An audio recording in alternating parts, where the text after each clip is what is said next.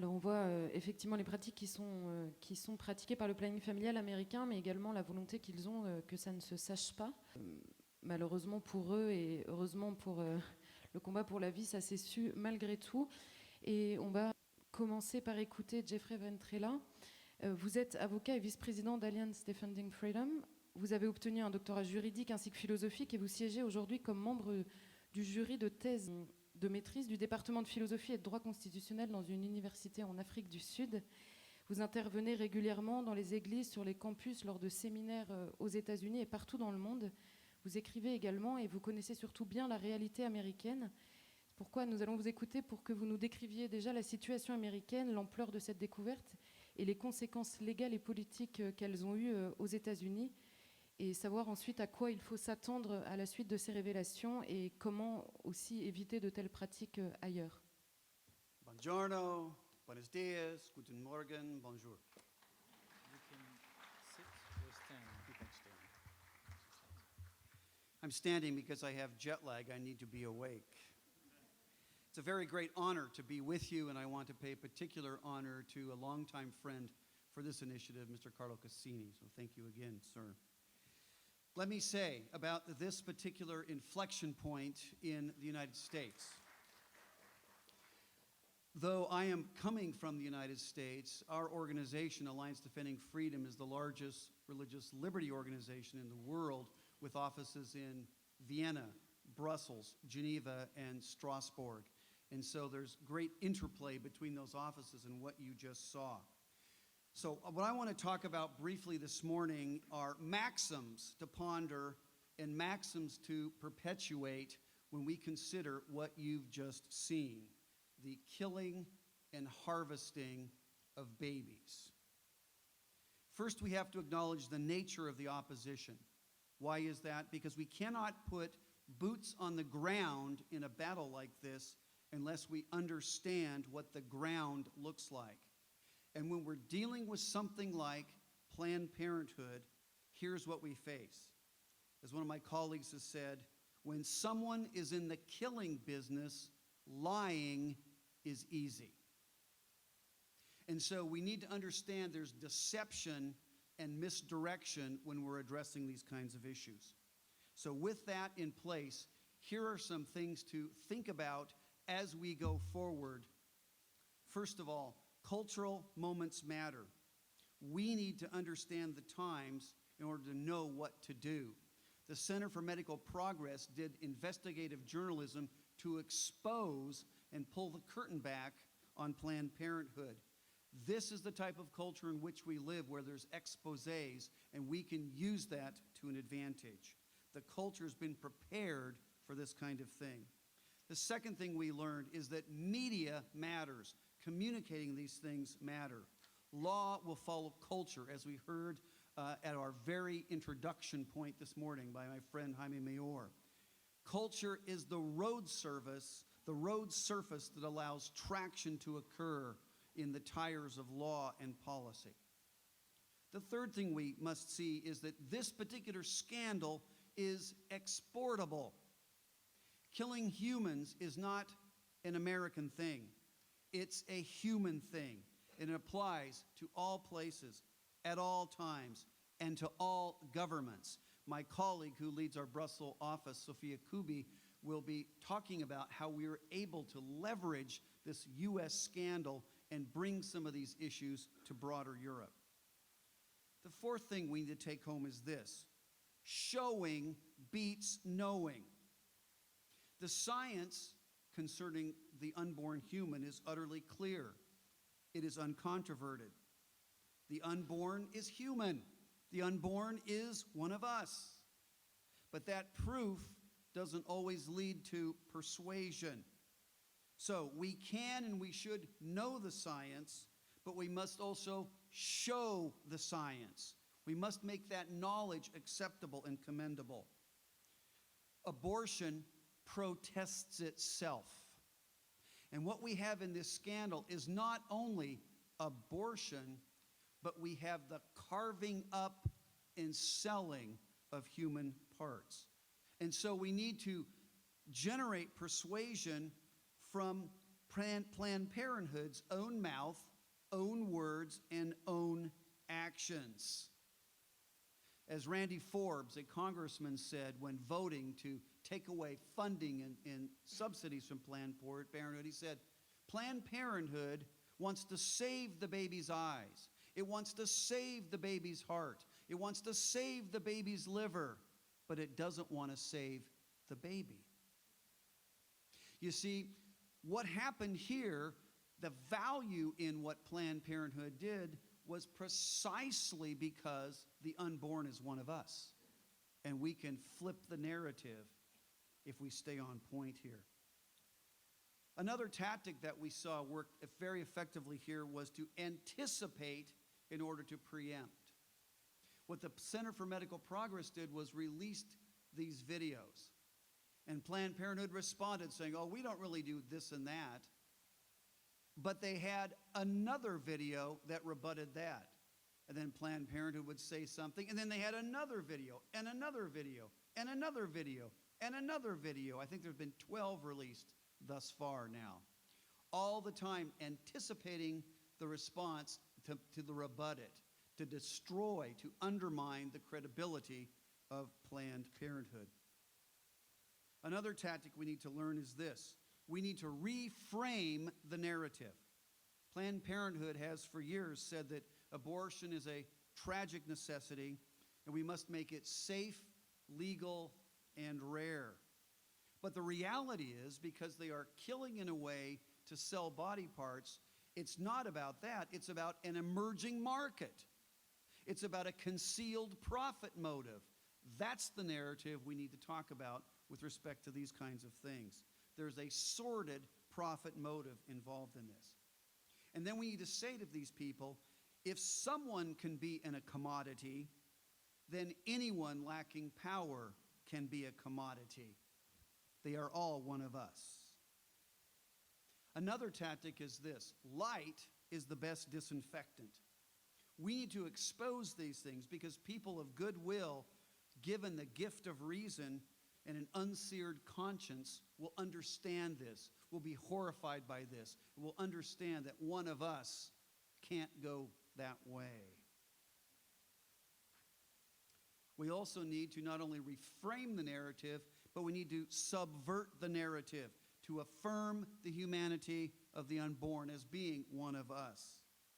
If these human remains were being trafficked because they are valuable, it was only because they are human. And we need to press that narrative and to show that this is about one of us. We also need to reframe that narrative and push the rhetoric this way. Planned Parenthood intentionally engages in what I will call gestational apartheid, which leads to gestational genocide. We need to call it what it is and gain traction that way. And we also need to be prepared to count the cost and, when necessary, pay the price. There was opposition to this type of investigative journalism. There was opposition even from people who are very pro-life. There is also a criminal indictment against the person who did this. And so we have to count the cost. Standing for life, standing for family, standing for one of us costs, and we need to be aware of that. But there's a corollary here. We also need to make Planned Parenthood and its allies pay the price. We need to not only defend the truth, but we need to defund the error. And we were able to accomplish that in the United States by putting pressure and exposing those who supported corporations that supported Planned Parenthood. All of a sudden, they started disappearing from the websites. They became embarrassed, and rightly so, for the conduct of Planned Parenthood. And then having done that, having debranded them, we needed to leverage that particular win. And there's a lesson here. Every engagement is a beginning. It's not a culmination. Every time we stand for one of us, it takes us to the next step in standing for one of us. And so what we've been able to do is to help the states of the United States. 10 or 11 already have defunded Planned Parenthood. We've taken away the fuel that ran the organ trafficking engine. So we defunded them. We leveraged this exposure and got congressmen of goodwill and ministers of goodwill to take that away. And the final thing we need to understand and remember as we pursue life in this way is that we need to do so with love and grace and compassion on all. Because as we heard in the opening remarks, our value for human dignity comes from a bedrock of Judeo-Christian civilization. That's where our human dignity comes from. And the reality is that you and I are more like that abortionist than we're like the perfect God-man named Jesus. And that ought to produce humility in us, and it ought to produce us having a fervent love, compassion, and to do these things with grace. So we must make no mistake, we must condemn the evil in no uncertain terms, but then we must also show the way of abundant life. Invite the opponents home. Invite them to the way that produces human flourishing. And we must do so without reserve, without retreat, and without regret. Merci beaucoup. Alors, Jeffery Ventrella nous invite à l'humilité et je voudrais juste préciser une chose. J'ai devant moi des pontes qui ont des CV qui font 12 pages et je dois m'excuser dans la présentation de devoir sans doute oublier certaines choses. Sophia Kuby, c'est vous qui allez parler maintenant. Vous êtes directrice du plaidoyer d'Alliance Defending Freedom à Bruxelles. Vous travaillez avec un groupe d'avocats à promouvoir la liberté de religion et le caractère sacré de la vie, du mariage et de la famille. Vous êtes également fondatrice et directrice exécutive de l'ONG European Dignity Watch, qui met en avant les libertés humaines fondamentales et la politique de la famille. On vous doit également l'efficace campagne sur le rapport Estrella, qui concerne notamment le financement du planning familial, de la Fédération internationale du planning familial. Et on vous doit plus récemment encore la demande de reconnaissance de génocide par l'État islamique. Vous avez également fondé Agenda Europe, qui est la plus grosse association d'ONG et d'experts européens sur la liberté de religion, la vie et la famille. Vous êtes la vice-présidente du Parti démocrate chrétien en Allemagne et membre fondateur de la Coalition pour la prévention de l'euthanasie. Waouh. Et vous avez... On va vous écouter tout de suite pour savoir quelle est la situation aujourd'hui en Europe après les révélations qui ont eu lieu aux États-Unis. Quels sont les liens que l'on peut faire entre les États-Unis et l'Europe sur cette question-là? Comment suivre les révélations qui ont lieu aux États-Unis? Quels enjeux et surtout quelles initiatives ont été déjà mises en place et quelles sont les prochaines étapes de ce combat? I will speak in English as well. I hope, I think the translation works. Jeff Ventrella just told us we have to get the boots on the ground, and in order to do that, we have to know the ground. What I will do in the 10 minutes I have, I will try to explain a little bit more the links between the Planned Parenthood Federation of America and the international global organization, which is actually active everywhere in Europe as well. We have no evidence in Europe so far that the same about the sale of human embryos in Europe. We don't have this data. We don't have undercover videos. But of course, we know that abortion happens in all our countries. And one legitimate question that we have to raise in Europe is, what happens with the remains of the aborted fetuses here? What happens with them? And we have all the research industry in Europe too, which is not only medical research, but it's also cosmetic research. It's even the food industry that uses, and there we have proofs, that uses embryos for their products. And so that also happens, of course, in Europe. So the question is legitimate. We have to take a broader look at Planned Parenthood and ask, what should the consequences be in Europe and worldwide, given that the same global organization is operating in Europe around the world. I will briefly give you an overview over Planned Parenthood and how it operates, and then draw some conclusions from it. The International Planned Parenthood Federation, I will name it IPPF in the following, is not only the world's largest abortion provider, but it's also possibly the world's largest and most powerful lobby group, advocating for sexual and reproductive health and sexual rights for everyone, including children with no age limit. It operates in 172 countries with 6 regional offices and 152 member associations. And Planned Parenthood Federation America, the ones who were exposed in the videos, are one of those and the largest of those member associations.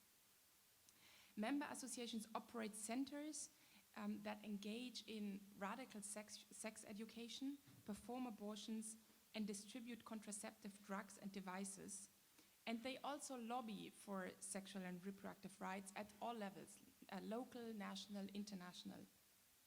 In 2014, IPPF and its member associations performed almost 150 million sexual and reproductive health services, including, and I would say largely, meaning abortion and the provision of condoms and contraceptives. Now, I think in order to understand this organization, we have to understand all the links, and I will say a bit more about this, but we also have to understand the inspirational philosophy behind it. Where does this organization come from? Well, the founder, Margaret Sanger, operated the first birth control clinic in the United States in 1916. It operated for 9 days until the police shut it down. In 1921, Sanger founded the American Birth Control League, and in 1923, the first legal birth control clinic. In 1942, the American Birth Control League was renamed Planned Parenthood Federation of America. Sanger's writing and speeches reveal that she was a committed eugenicist. She openly advocated for restricting the procreation of certain population groups on the basis of qualitative criteria. And these certain population groups she described as the feeble-minded, the weak, and the unfit, and advocated openly for their elimination. I only want to give one quote by her. I quote, "I have time only to touch upon some of the fundamental convictions that form the basis of our birth control propaganda, and which, as I think you must agree, indicate that the campaign for birth control is not merely of eugenic value, but it is practically identical in ideal with the final aims of eugenics." Planned Parenthood today, on their website, IPPF, the global organization, still today calls her one of the organization's biggest heroes. Since then, Planned Parenthood has grown into a global organization starting under Margaret Sanger's leadership and presidency in the 1950s. And its mission is large, it's mostly access to abortion and contraception.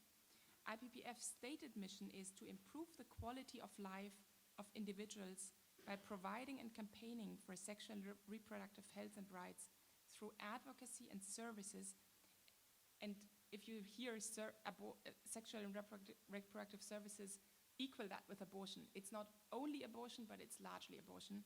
So to provide these services, especially for the poor and the most vulnerable. Its 2016 to 2022 strategic framework emphasizes 4 key outcomes, and I think they are very revealing, actually, to understand what they aim for.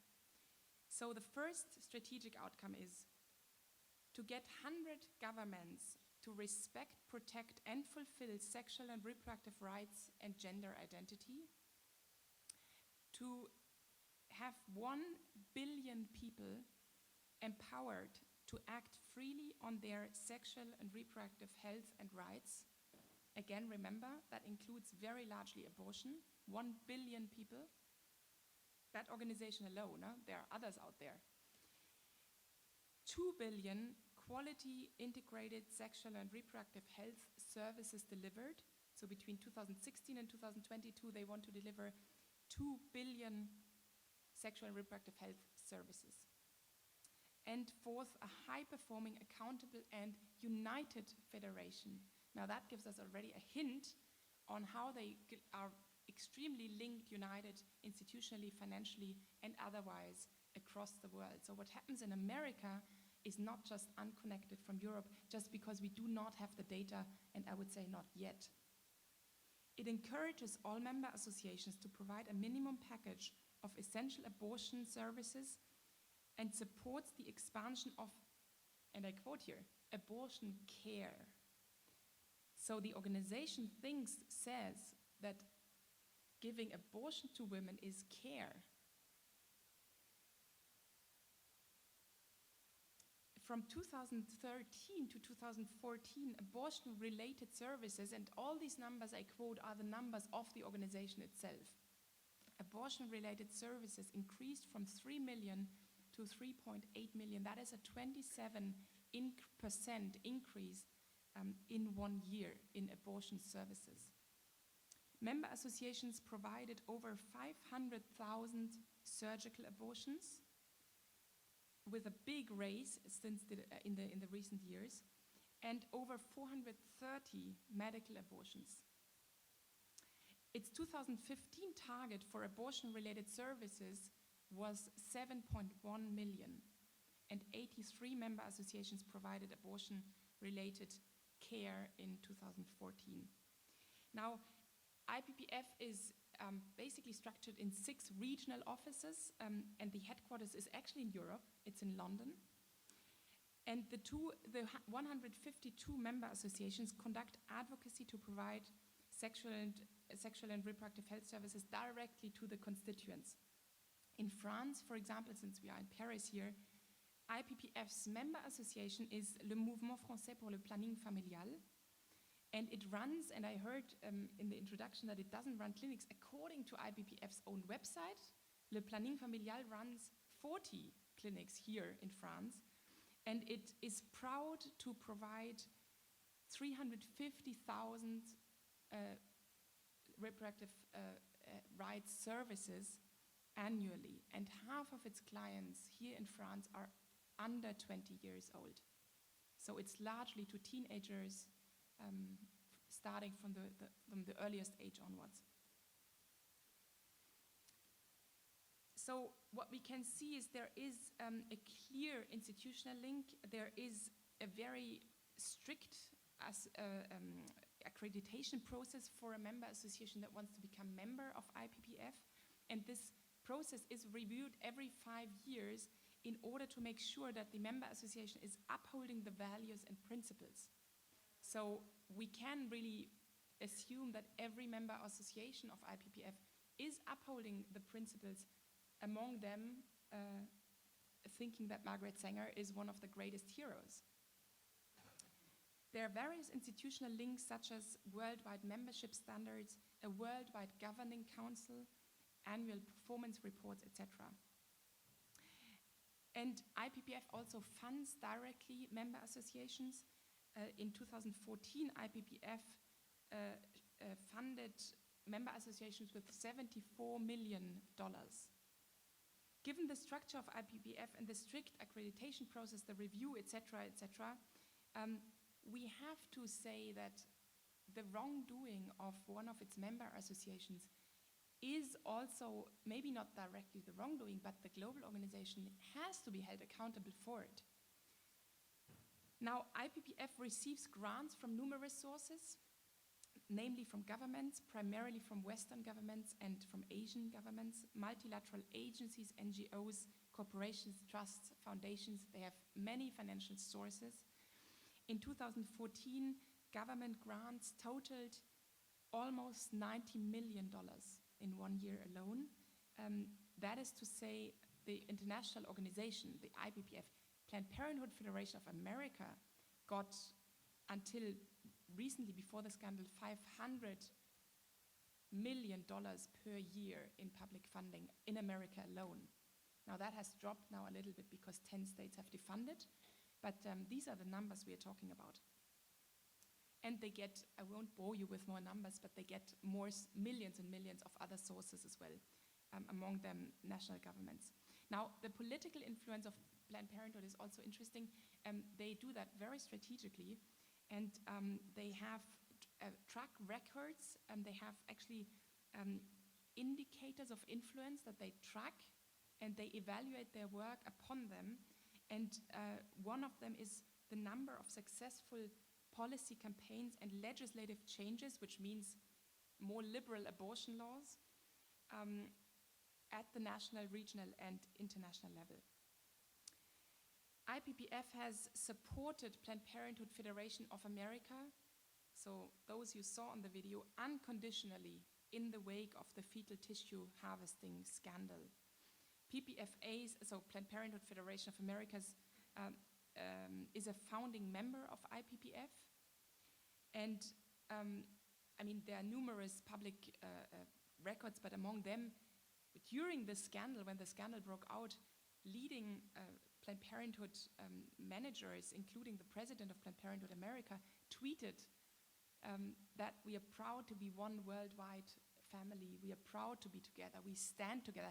IPPF Europe tweeted, we are proud, we stand with you, we are proud to be with you. And these are public statements in the wake of the scandal that are very questionable.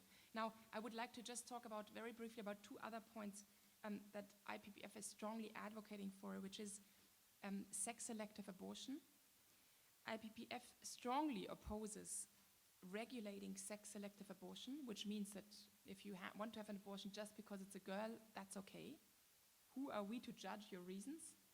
And IPPF argues that, and I quote, each woman who has an abortion does under a unique set of circumstances, and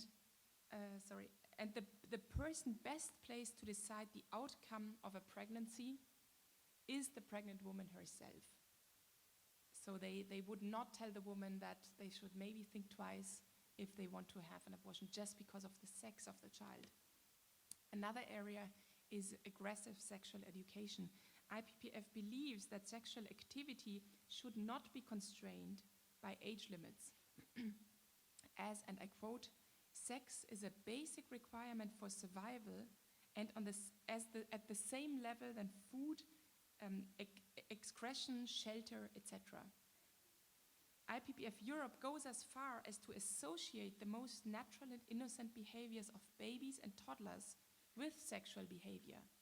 It claims that a baby sucking during breastfeeding is sexual behavior, and children begin masturbating and using dirty words starting at the age of 18 months. And that's, of course, okay and has to be supported. In a guide for young people on sexual rights called Exclaim, IPPF questions the age limits placed on children's sexual activities. It asserts all people under 18 years should enjoy the full range of human rights, including sexual rights. By the way, you can look in all the international treaties, you will not find sexual rights anywhere as an international human right. And any limitation on sexual rights must be non-discriminatory, including on the grounds of age. So no age limit for sexual activity. Despite the fact that IPPF and its affiliate promote very controversial policies and engage in questionable practices, the European Commission and a number of European governments give a significant funding to IPPF in Europe. In 2014, IPPF received unrestricted grants from Denmark, Finland, Germany, Sweden, United Kingdom. That, of course, does not include the funding, and I suppose it's happening, I'm not sure, but it happens almost everywhere, of the French government for the planning familial directly. That is on top of that. So in conclusion, we see this grave and demonstrated misconduct in America, we see it is the same organization. We see that they are proud to be the same organization. We see that there is financial links, that there are governance links. And I think we have to draw some conclusions from that, because we are talking here about an organization that is still now, at this date, under criminal investigation in the United States. And I would just like to mention 2 or 3 points to conclude what we can do and what we should do about it. I think that national and international institutions need to investigate on what happens with the remains of aborted fetuses in Europe. I think we need investigative writing about it. We need investigative journalists. We need a project. That would be a fantastic pro-life project to finance 1, 2, 3 or more investigative journalists to really dig in there. That has happened in America for years and years and years, and after 10 years or so, they were able to make these videos. But the data was already investigated, researched before. We need that in Europe too, so maybe this can inspire some donors or also some journalists to actually get such a project started. We need to draw political responsibility toward IPPF worldwide and in Europe, and toward the member associations, because none of these entities has distanced themselves from these violations, these human rights violations we saw in the video. None has distanced itself. We need to suspend funding, we need to suspend EU funding, but also government funding at the national level, at least until the investigations are carried out and we have clarity. And we need to expose, and there it's a more large, wider perspective, we need to expose the abortion industry by, I would say, fighting them with their own weapons. We need to talk about it as publicly as we can, and we need to say, abortion is not care. Every child can understand that care is something different than killing an unborn child. We need to say that sexual health is not abortion. Every woman wants to be sexually healthy, every man as well, and we all deserve to be so, and especially the poorest and the most vulnerable. But this is not the same thing as abortion, and we have to say it. And we need to say that children need love, they need affection, they need affirmation, and not sex. We need to also say what the young generation wants, what do young people want, and because I'm profoundly convinced that if we do not renew from a cultural perspective, we cannot remain just in the technicalities. We have to say, what do we want, how can we sustain our culture, how can we renew it, and we need to say that, and that is sustained by every statistics I have read, that young people largely want committed relationships, long-term relationships. They want families, they want children, and what IPPF offers them is sex in all its forms without any restriction, and then contraception and abortion. So I think here in this room, we are all convinced that our vision of love, our vision of sex, and our vision of life is actually much better, is more beautiful, and it is what people long for deep down in their heart. And we should not hesitate to speak up and to expose what is happening behind the scenes, because it is preventing so many people from living according to what they long for, which is a healthy sexuality and a healthy, well, to be pro-life, simply to be pro-life. Thank you. Gregor Püppinck, c'est vous qui allez nous parler maintenant. Vous êtes le directeur du Centre européen pour le droit et la justice. Vous intervenez donc auprès des institutions européennes et internationales, notamment sur les questions de liberté de conscience, de droit de la famille, de bioéthique et de droit de la santé. Et depuis 1998, votre organisation est partie prenante pour de nombreuses affaires devant la Cour européenne des droits de l'homme, notamment sur les questions de l'avortement, de l'objection de conscience, de la procréation artificielle, de la maternité de substitution, du suicide assisté et de l'euthanasie. Vous êtes également le président du comité de citoyens de l'initiative citoyenne Nous, qui a rassemblé 2 millions de signatures en Europe. Et vous êtes encore aujourd'hui celui qui représentait cette initiative devant le tribunal de l'Union européenne, puisque le recours a été porté contre la décision de la Commission de rejeter cette initiative. On va vous écouter tout de suite pour savoir quelle est cette initiative. le scandale que constitue la décision de l'ignorer, pardon. Et vous allez également nous parler des avortements tardifs et des infanticides néonataux contre lesquels vous vous battez aussi en Europe.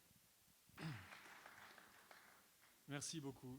Merci aux organisateurs, à Carlo Casini, pour le magnifique travail qu'il a fait depuis plusieurs années pour créer cette fédération. Merci à Jaime Mayorera pour la création et l'activation de cette fédération, qui est vraiment une magnifique réalisation.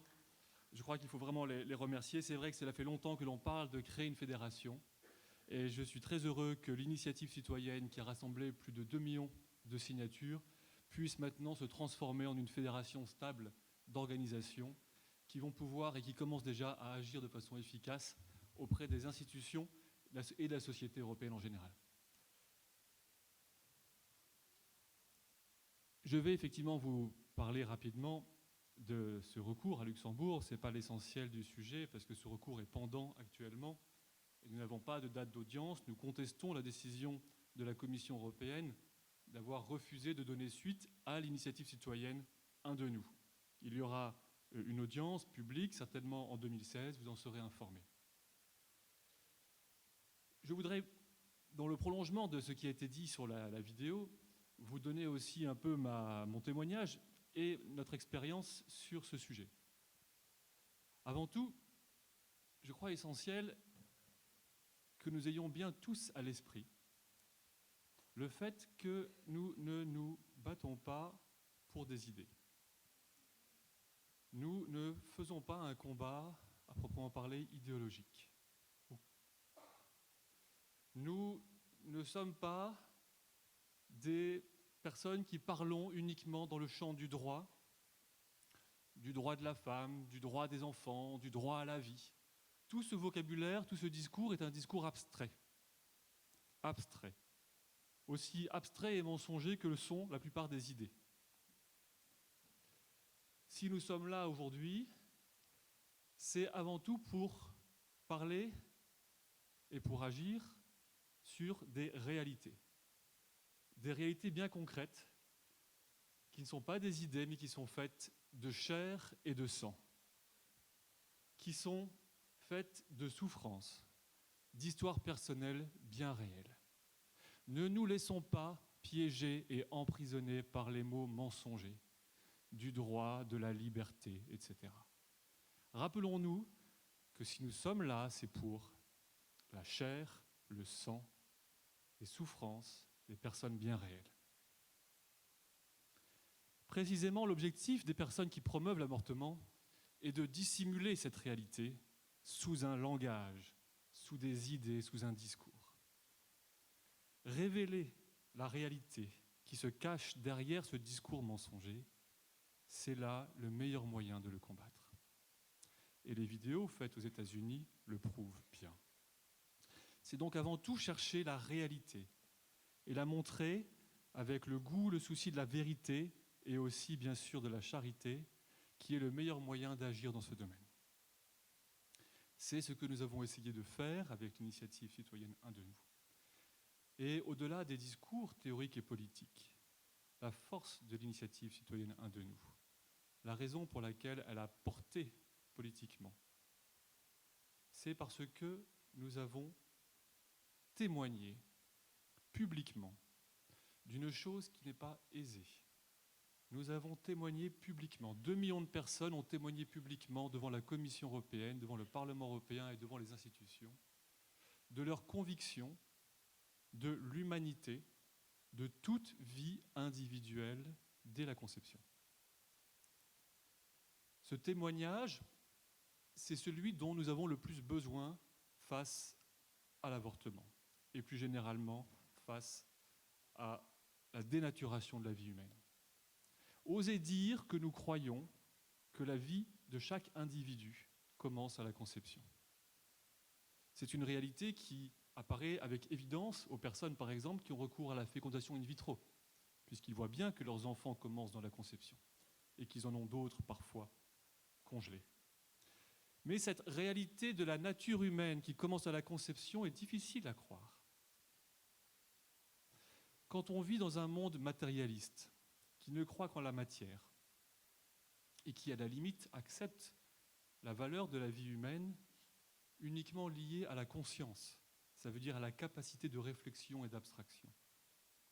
Quand on vit dans un tel monde, quand on a une telle conception de l'homme, alors la vie humaine inconsciente, celle de l'enfant déjà né, celle de l'embryon, mais aussi celle du malade ou de l'accidenté handicapé en état post-relationnel, n'a pas de valeur. Quand on vit dans un monde et une pensée matérialiste, eh bien, de même, qui ne reconnaît à l'homme comme seule valeur que sa conscience intellectuelle, alors de même, les masses populeuses, des pays pauvres en particulier, n'ont pas de valeur. La surpopulation est un problème, car on voit la qualité intellectuelle qui risque d'être submergée par le flot de la masse, de la quantité, qui n'a pas de valeur dans cette perception. Et c'est là l'idéologie au cœur et au fondement du planning familial et de ses mouvements. Le matérialisme, le déni de la valeur en soi de tout être humain. Car pour reconnaître la valeur en soi de tout être humain, il faut y voir au-delà de la matière et même aussi au-delà de l'intelligence. Et c'est ce regard sur l'homme qui va nécessairement s'inscrire fondamentalement dans une vision transcendante et une vision religieuse qui est essentielle. Et donc, l'action que nous avons menée auprès des institutions européennes était ce témoignage et continue à l'être. Nous le poursuivons auprès maintenant du tribunal de Luxembourg. C'est aussi pour montrer la réalité de chair et de sang de la vie prénatale que nous avons entrepris cette campagne auprès en particulier du Conseil de l'Europe contre l'avortement tardif et demandant la reconnaissance du droit à la vie et aux soins des enfants nés vivants pendant un avortement tardif. Il y a de nombreux cas en Europe d'enfants et dans le monde d'enfants qui naissent vivants à 6 mois, 7 mois, 8 mois de gestation à l'occasion d'un avortement eugénique. Au même âge de gestation, d'autres enfants prématurés sont soignés et sauvés. Les enfants qui naissent pendant un avortement tardif sont le plus souvent euthanasiés, tués par infanticide. Et donc nous avons voulu attirer l'attention des institutions sur cette réalité. Non pas qu'elle soit très différente en soi de l'enfant qui meurt dans le ventre de sa mère, mais parce que c'est une réalité qui est visible et qui choque. Et comme aux États-Unis, la vente des organes, malheureusement aujourd'hui, pour parler aux gens, il faut parfois toucher aussi leurs entrailles et leur imagination pour les choquer. Et donc c'est ce que nous faisons avec une pétition qui a également été la plus importante de l'histoire du Conseil de l'Europe. Montrer la réalité donc de la vie humaine.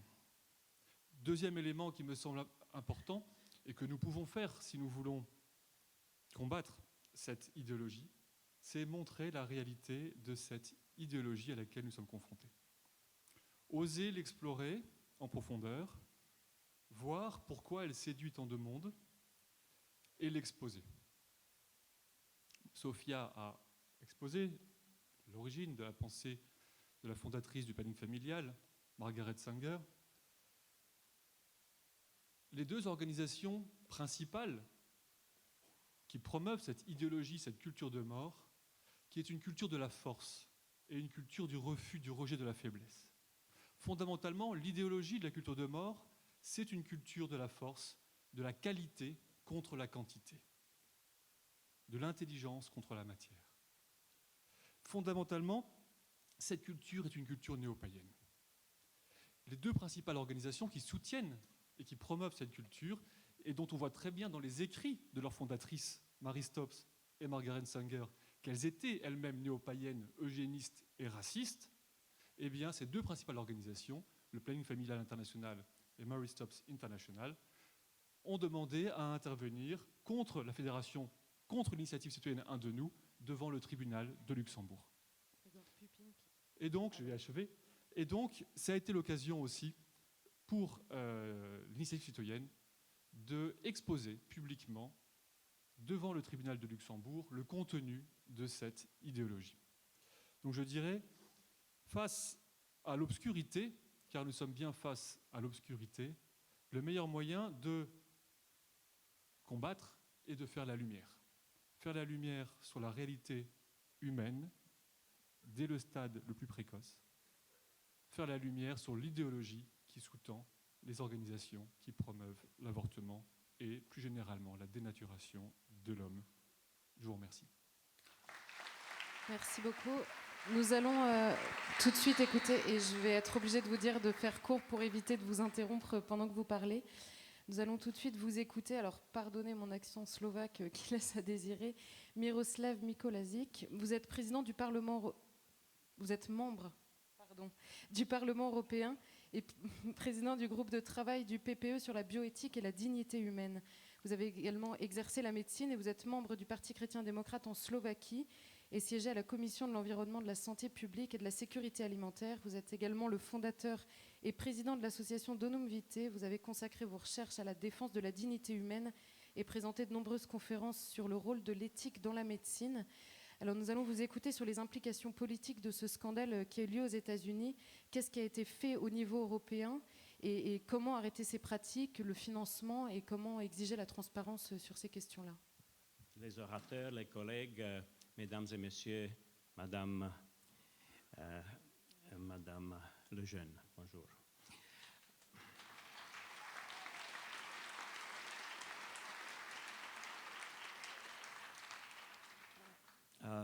J'ai décidé de parler en français, si vous me le permettez, parce que personne ne comprendrait le slovaque, quoique dans mon pays, même les enfants peuvent parler le slovaque. Voilà, alors vous me demandez beaucoup de choses, mais j'ai préparé un texte et il vaut mieux pour un politique de se tenir au texte écrit parce que comme ça je vais respecter le temps.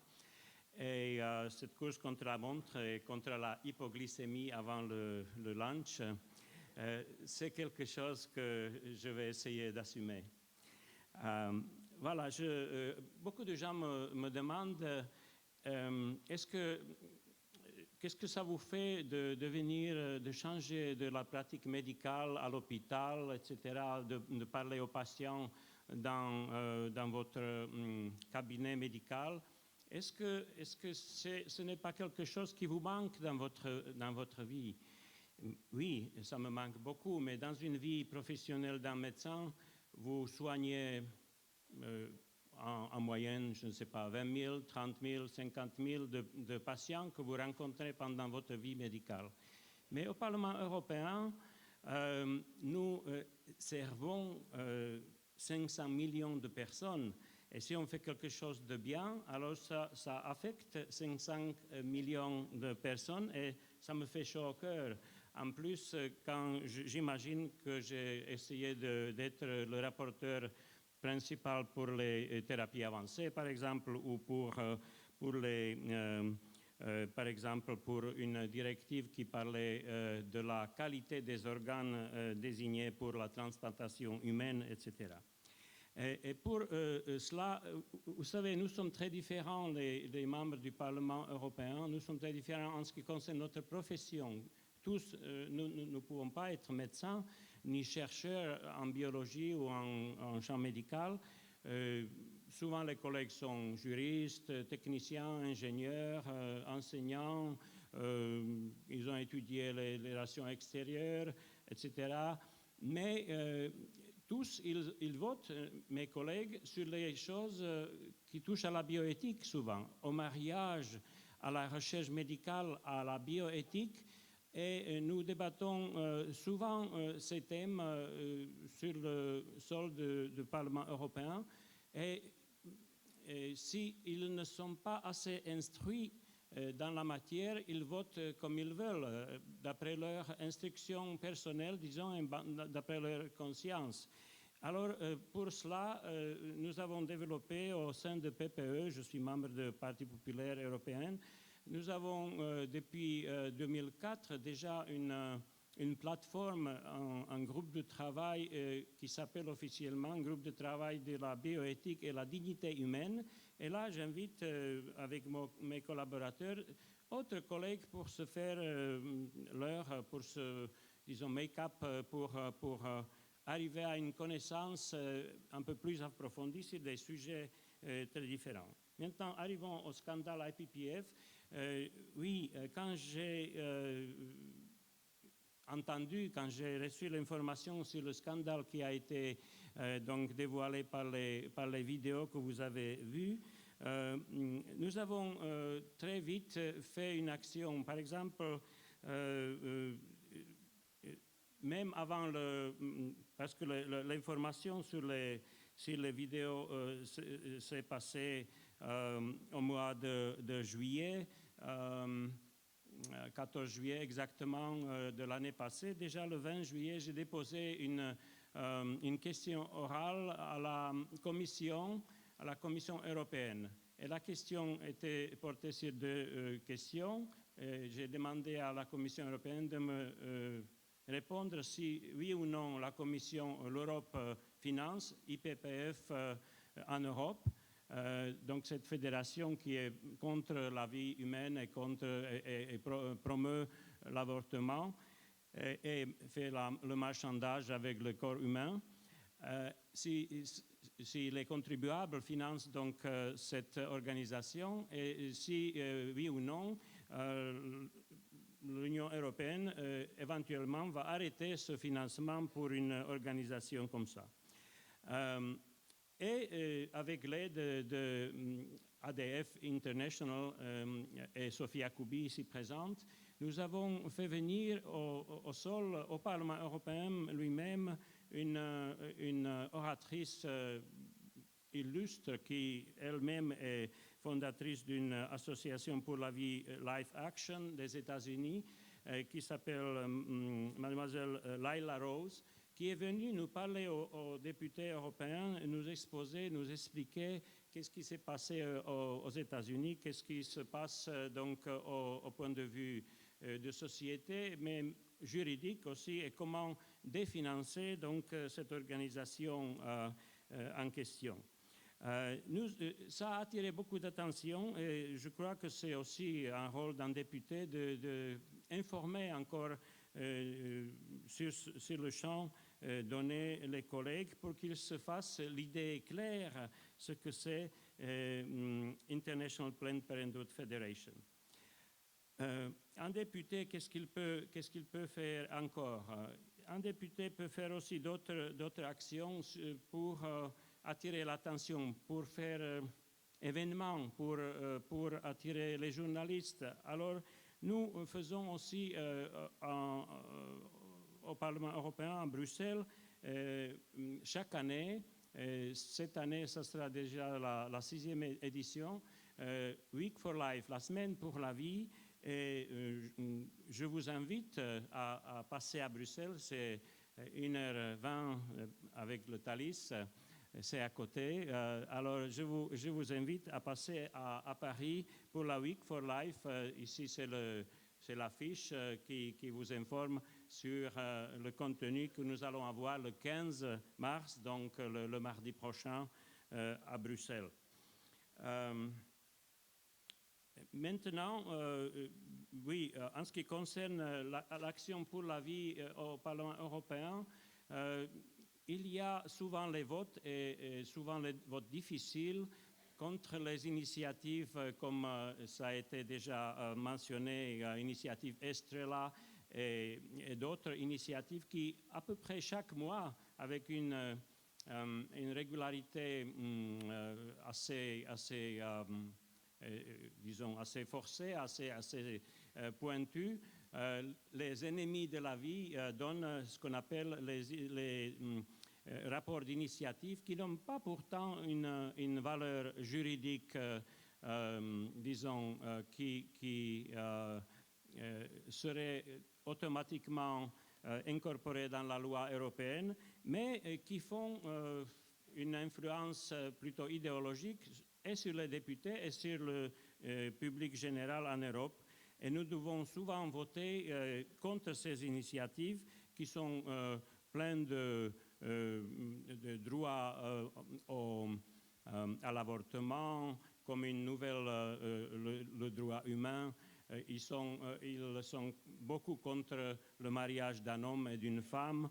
Et il y a beaucoup de choses qui sont, par exemple, juste cette semaine passée, nous avons eu une initiative qui parlait des réfugiés. Il y a la vague des réfugiés en Europe, où sont les hommes et les femmes. Et bon, comme il y a aussi des femmes, la seule chose, ou une chose la plus importante, soi-disant, était d'assurer que les femmes en fuite vers l'Europe soient assurées des services d'avortement légal. N'est-ce pas? C'était leur objectif, par exemple. Alors, nous essayons aussi, sur le plan, disons, législatif, d'essayer d'infiltrer des amendements qui pourraient dans le bon sens, œuvrer pour la vie. Et vous savez, actuellement, et c'est un problème mondial, ça se passe en Europe, en Asie, en Amérique aussi, il y a le problème de la gestation pour l'autrui. Et je me permets de vous citer un amendement que j'ai eu l'occasion de faire voter au Parlement européen. Et là, je m'excuse pour les interprètes, je vais le lire en anglais. It's in Annual Report on Human Rights and Democracy in the World 2014 and the EU Policy on the Matter, Article 115.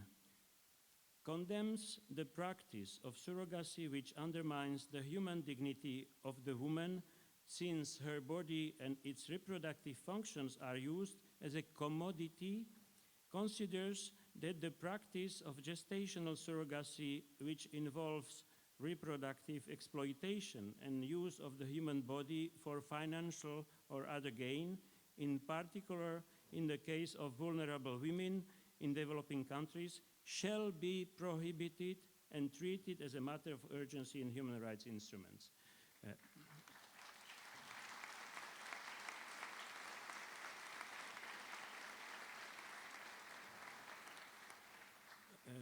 Alors, vous voyez qu'on peut parfois avoir un succès peut-être intéressant sur le sujet très urgent, mais, et là je vais terminer avec un petit appel, ici même dans cette salle Gaveau, en France, qui est la fille aînée de l'Église depuis le 5e siècle, n'est-ce pas? Et qui par contre a une loi sur la laïcité qui nous n'aide pas beaucoup au Parlement européen, mais la réalité de nos jours, c'est que dans les élections, et je parle de l'Europe tout entière, nous sommes à 28, il y a 28 pays au Parlement européen et en Europe représentés. Et souvent, on peut constater que pendant les élections des candidats pour le Parlement européen, les électeurs, le public général, ne paie pas assez attention à qui on donne le pouvoir après avoir voté la personne.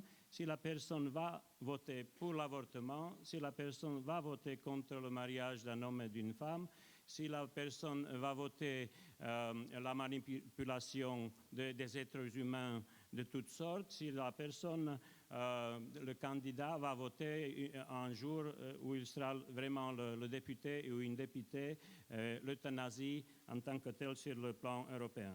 Alors, chers amis, je vous prie de bien vouloir supporter One of Us Initiative. Je suis heureux d'être aussi le membre du comité exécutif de cette organisation et je suis toujours, je vois mon rôle comme un pont entre le mouvement pour la vie, la Fédération pour la vie et le monde politique en Europe et je vous prie d'élire prochainement de meilleurs candidats. Merci beaucoup. On va vous écouter enfin Amaya Azcona. Vous êtes directrice générale de la fondation RedMadre, qui a deux missions principales: s'occuper et accompagner de façon personnalisée toute femme qui a besoin de conseils, d'aide et de soutien pendant sa grossesse, encourager et promouvoir dans la société la culture de vie et la défense de la maternité. Je vais vous demander vraiment de respecter le temps puisque mon micro est coupé ensuite et je ne peux plus vous interrompre. Solo tengo 2 folios y con letra grande. Les pido que tengan paciencia. La cigüeña en la antigüedad se veneraba como pájaro sagrado y a su cuidado estaban la protección de la mujer, el matrimonio, el alumbramiento y los recién nacidos. Tanto en España como en muchos lugares de Europa hay una tradición antigua donde se dice que los niños vienen de París en el pico de una cigüeña. La leyenda de Kindlesbrunnen cuenta que bajo la Catedral de Estrasburgo hubo una vez un lago. En este lago las almas de los niños esperaban nacer y un gnomo bueno navegaba en su barca plateada y con la ayuda de una red de oro pescaba las almas de los bebés para dárselos a la cigüeña, quien los entregaba a sus respectivos padres. Venimos hoy a París a defender como cigüeñas maternales a estos niños que no vienen, que no les dejan llegar a nuestros países. La realidad escrita en este panel podría llevarnos a la tristeza y desesperanza, viendo cómo el aborto es un gran negocio a costa del sufrimiento de millones de personas y de la muerte de sus hijos. Sin embargo, cuenta un relato que las cigüeñas que volaban por Alsacia tras la Gran Guerra descubrieron la tristeza, el hambre y la desolación. Pidieron a Dios ser capaces de llorar a todas las víctimas inocentes. Dios dijo, sí, poneos de luto, pero limitadlo. Estas masacres sin sentido entre humanos nos parten el corazón, pero es necesario que permanezcáis como mensajeros de la alegría, ennegrecer solo los extremos de vuestras alas. Sentimos pena descubriendo esta cruel realidad, pero somos como las cigüeñas, mensajeros de la alegría sin que el luto frene nuestro viaje. Estamos hoy en París para transmitir esperanza a todos aquellos que no están de acuerdo con este planteamiento y que trabajan para cambiar la situación desde el debate de las ideas y la actividad asistencial. Desde Fundación RedMadre y el resto de las asociaciones asistenciales, acompañamos a las mujeres embarazadas que se encuentran con dificultades para llevar a término el embarazo, abriendo caminos en la encrucijada en la que se encuentran. Nuestra experiencia nos permite afirmar que la mayoría de las mujeres embarazadas que son acompañadas por voluntarios y asistidas en sus problemas psicológicos, legales, familiares o laborales, siguen adelante con el embarazo y no se arrepienten. Supone para mí una inmensa alegría ver esta concentración de ciudadanos comprometidos que representan a millones de personas. Y se me ocurre que el lema de RedMadre, nunca estarás sola, podemos transformarlo hoy en no estamos solos, volamos juntos como las cigüeñas anunciando la primavera. Muchas gracias. Merci. Ça y est. Merci beaucoup à tous. Je vais conclure cette table ronde en vous remerciant pour tout ce que vous faites déjà. Et puis, je pense qu'ils ont conclu pour moi, c'est-à-dire nous avons vu ce qu'il ne fallait pas faire, toutes les initiatives qui étaient en place et qu'il faut penser à soutenir. Et ensuite, concrètement, sur le terrain, ce qu'on peut tous faire. Et voilà, rappeler ce que nous disait Jeffery Ventrella au début, le tout avec grâce, charité, amour et le dernier point que j'oublie. Et patience. Voilà. Merci à tous.